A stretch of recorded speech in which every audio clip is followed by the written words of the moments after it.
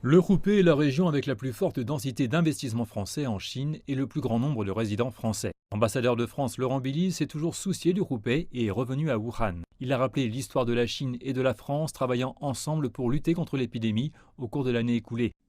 Wuhan Jayo est devenu une phrase assez populaire et on a vu les footballeurs, les artistes, les universitaires envoyer des lettres de solidarité à leurs partenaires à Wuhan.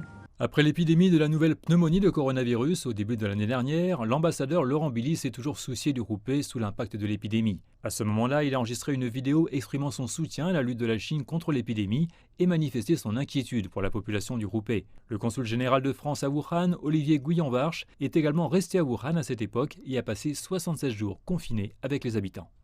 Je suis très fier du travail qui a été fait par Olivier Guyonvar comme consul général, parce que effectivement, quand les Français et l'essentiel des étrangers sont partis, il aurait pu considérer que son travail était achevé, mais il a souhaité rester aux côtés de nos amis wuhanais pour marquer sa solidarité, pour porter ce message que c'est dans la crise qu'on reconnaît les vrais amis. Alors que le gouvernement et le peuple chinois mettent tout en œuvre pour lutter contre l'épidémie, tous les horizons de la vie en France ont fait preuve de solidarité. Lorsque l'épidémie a éclaté en France, la Chine a aidé la France à acheter du matériel et des équipements anti-épidémiques et à partager ses réussites ainsi que son expérience et ses moyens de lutter contre l'épidémie avec la France. Aux yeux de l'ambassadeur Laurent Billy, ce sont les interprétations les plus vives du dicton « voir la vérité dans l'adversité ». Et par exemple, l'hôpital Zhongnan dont je parlais tout à l'heure, qui a des coopérations avec la France depuis 30 ans, avec Nancy, mais aussi avec d'autres hôpitaux universitaires, a fait des visioconférences pour partager son expérience avec des hôpitaux français. Je crois que ça a été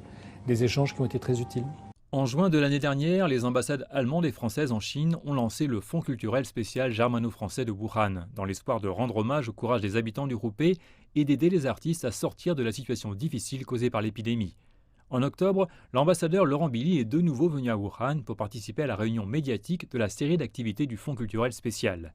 Il se réjouit également que cet événement puisse devenir un nouveau point de départ pour les échanges culturels entre la France et le Roubaix.